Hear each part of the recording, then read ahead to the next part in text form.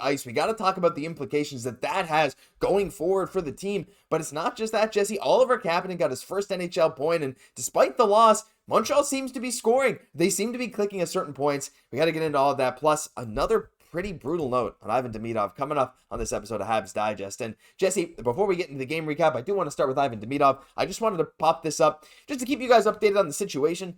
Unfortunately, there has not really been any kind of positive update. As again, he was the 13th forward today in St. Petersburg's game against Dynamo Minsk, and Demidov logged 3 minutes and 17 seconds, which is his new career low, as you can see here, sourced from the Habs Reddit.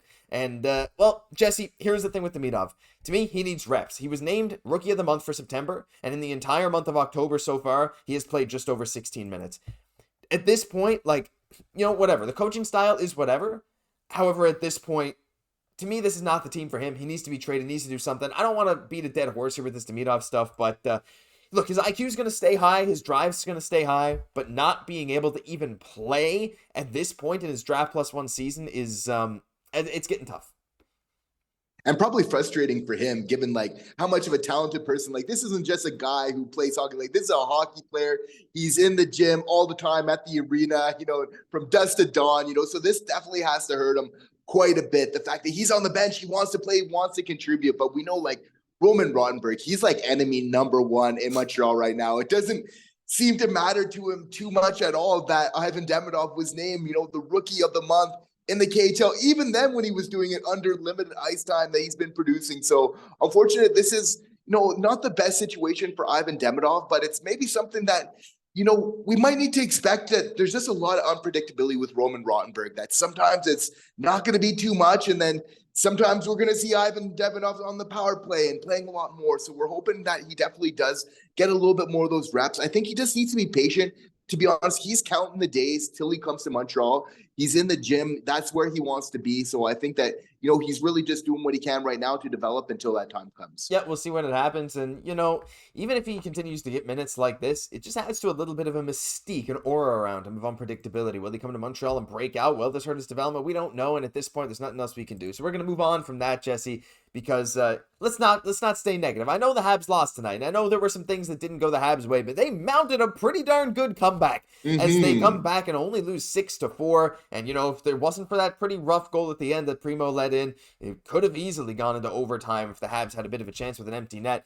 But Jesse, you know, we are going to get into Lane Hutson. He was the big story of this game. My gosh, there's a lot to talk about there, but I think we got to start with some other guys. And the main one I wanted to talk about was Oliver Kapanen drawing his NHL debut tonight. Of course, Emil Heineman, I still don't know. I hear some people say Heineman, some say Heineman, whatever. I'll go with both. He was pulled from the lineup in favor of Kapanen tonight, and Jesse Kapanen got some PK time. He played 1 minute and 19 seconds on the PK, and on Gallagher's second goal of the night to make it 5-4, he got an assist, and it was him to Evans, and Evans made a great pass to Gallagher. I thought Kapanen, while there were moments where I was like, okay, he's got to get used to this NHL game a little bit, like trying to make a pass that Marchand easily intercepts, like little things like that. He was noticeable. And that is honestly about as good as you can say for a guy like that. And he also played over 10 minutes. All in all, I was really, really thrilled with him. Yeah, getting a first point in your first NHL game is nothing to scoff at all. And he definitely helped that third line quite a bit with Dvorak and ABB. Like, I felt like he was kind of the catalyst for like some early pressure. Like the best first shift from the Habs was from this line, right? Was so important to kind of help get them rolling again. Again, you know, showing that calculation in the offensive zone, always kind of thinking before he's making a play and everything else like that. So definitely nice, you know, in his first game in the lineup to get a point.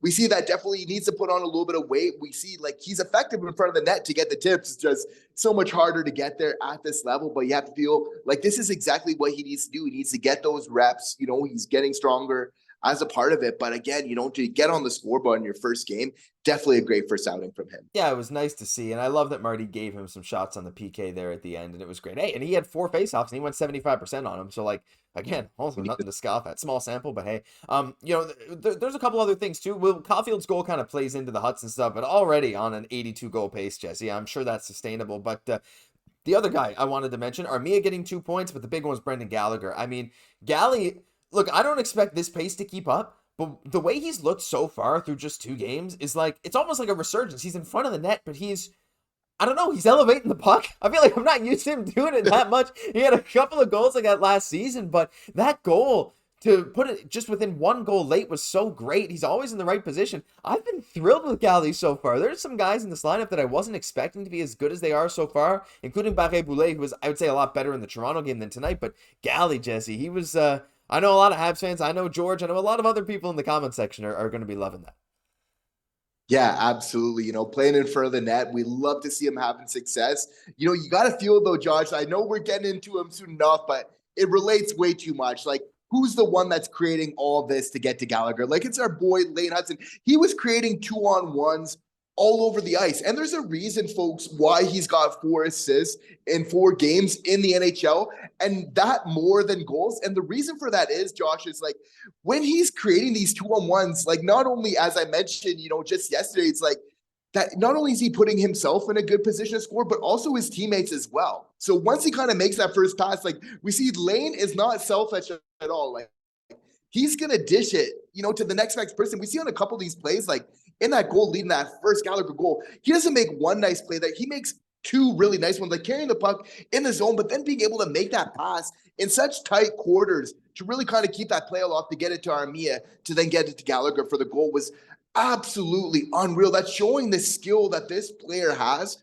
which was absolutely unreal. Again, getting on that first pairing with Guhle, Josh, like I know everybody's getting ahead of themselves at this point, so I think it's only fair to mention, like, I just feel like there are some implications of him, kind of jumping Matheson in a way on 5v5, because we know that, that's Guhle is Matheson's partner. So playing with him at 5 versus 5 for me was telling. I know we were looking to kind of switch things up. Slav kind of went on the second line there for a little bit, but like, I know we had mentioned kind of that maybe happening in the future, Hutson and Guhle kind of together, but to see it so quickly, I'm very interested to see from kind of the whole mobility, but like, there was a couple times tonight where I think like we could have used them on the power play. Like for me, the big thing in the game was, taking a couple bad penalties. Like, and it wasn't the fact we took so many, Josh. It was just the timing of it. Of like whenever we get back in the game, we take a penalty, or it's like right when we're on a power play, and then we kind of take a penalty there, right? So I know we're seeing already, and again, we're not trying to get down on Matheson at all. It's just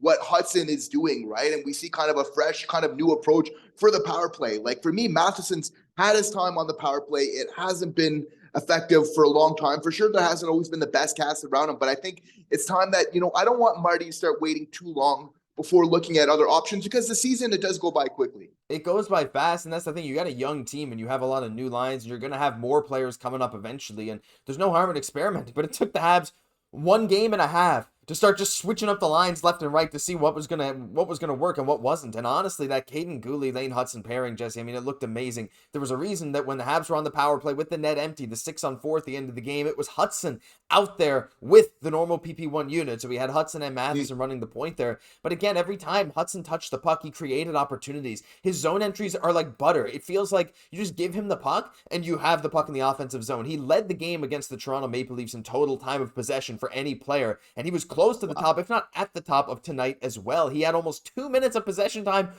on his own heading into the third period tonight. The thing with Lane Hutson is that he's creating so many opportunities for himself, and he doesn't rush anything. He's still got a little bit to learn, but at the same time, he's not even turning the puck over. He's getting into the offensive zone, and almost every pass he makes is tape to tape. And when you're watching that first power play, there was a couple times where even the announcers and a lot of people on social media were saying, Matheson, why are you shooting that? Why aren't you waiting? Like, again, I'm not going to go complaining about Matheson, because this is game 2 of the season, mind you guys. Any players that are having big ups or big downs, like Primeau had a down night tonight, it's game 2. There's a ton of time left to fix this.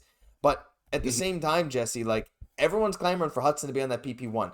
That's the big question right now, because playing him with Guhle and playing Matheson with Barron for a good chunk of that third period was like, I don't know, that sent a message to me. Xhekaj and Savard were just out of the game. Savard was playing penalty kill when he needed to, but Xhekaj was, I don't want to say benched in the third, but I mean, he kind of was. He didn't play that many minutes. Let me bring the box score back up. I mean, Xhekaj only logged not even 11 minutes of ice time tonight. He didn't get any special teams time, hardly. He got 14 seconds of a PK. So, like, really, you're benching those guys. That was your de facto third pair. You were playing Barron with Matheson, and you have that.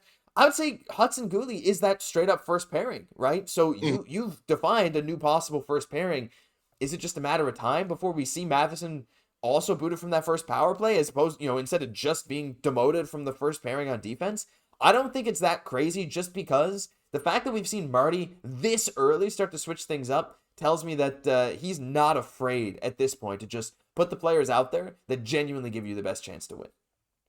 And I love to see that. That's refreshing. It's exactly what we need, because it's exactly that. You give yourself the greatest chance to win the game when you're putting your best players out on the ice for the longest period of time. So that's how you control it, because we know that they affect the game. Whenever Lane was on the ice, he was controlling the play. He was setting stuff up. He was making things happen in the offensive zone, right? And that's what you really need. And, you know, obviously we're seeing what he's doing like on the PP2 unit, but you could just imagine, like, I think that would actually help elevate all the guys on the PP1, like not just on the power play, but just to think a little bit more on their toes, 5-versus-5, to be playing quick, because he's playing with such pace. They got to kind of adapt and kind of get to his level. And that's what always the best players do, is they make all the other players play to their speed. They don't rush. They don't slow down. They play at their speed, and everybody kind of either needs to slow down or speed up to kind of catch up, right?